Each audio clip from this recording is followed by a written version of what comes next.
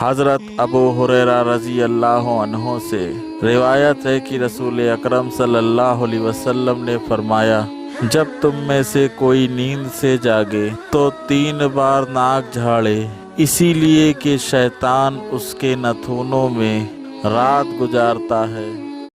حضرت ابو ہریرہ رضی اللہ عنہ نے کچھ لوگوں کو دیکھا جو ایک برتن سے وضو کر رہے تھے، تو فرمایا کہ وضو مکمل کیا کرو، کیونکہ میں نے رسول اکرم صلی اللہ علیہ وسلم کو فرماتے ہوئے سنا ہے کہ سوکھی ایڑیوں کے لیے جہنم کی آگ ہے۔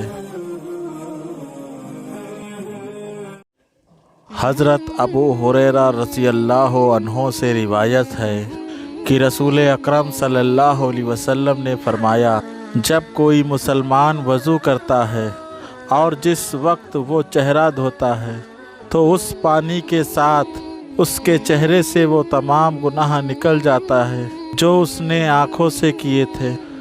پھر جب وہ ہاتھ دھوتا ہے تو اس کے ہاتھوں میں سے ہر وہ گناہ جو ہاتھ سے کیا تھا پانی کے ساتھ نکل جاتا ہے۔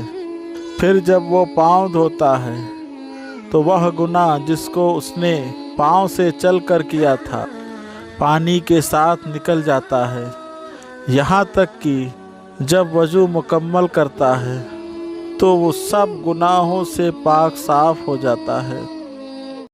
حضرت بریدہ رضی اللہ عنہ سے روایت ہے کہ رسول اکرم صلی اللہ علیہ وسلم نے مکہ فتح ہونے والے دن ایک ہی وضو سے کئی نمازیں پڑھی اور وضو کے دوران موضوع پر مسح کیا۔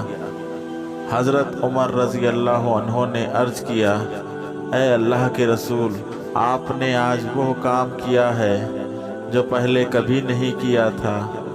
آپ نے فرمایا، میں نے یہ عمل جان بوجھ کر کیا ہے، مانے اگر کسی کا وضو برقرار ہو تو ایک ہی وضو سے کئی نمازیں پڑھ سکتا ہے، لیکن نیا وضو کر لینا افضل ہے۔ پیاری حدیث دوسروں تک پہنچائیں، شیئر ضرور کریں۔ حضرت انس رضی اللہ عنہ سے روایت ہے کہ نبی کریم صلی اللہ علیہ وسلم نے فرمایا، دین میں آسانی کرو، سختی نہ کرو، اور لوگوں کو خوشخبری سناؤ، انہیں ڈرا ڈرا کر نفرت کرنے والا نہ بناؤ۔ پیاری حدیث دوسروں تک پہنچائے، شیئر ضرور کریں۔ مومن کو ڈرنا چاہیے کہ کہیں اس کے اعمال بے خبری میں برباد نہ ہو جائے۔ حضرت عبداللہ بن مسعود رضی اللہ عنہ سے روایت ہے کہ نبی کریم صلی اللہ علیہ وسلم نے فرمایا، مسلمانوں کو گالی دینا فسق اور اس سے لڑنا کفر ہے۔ پیاری حدیث دوسروں تک پہنچائے، شیئر ضرور کریں۔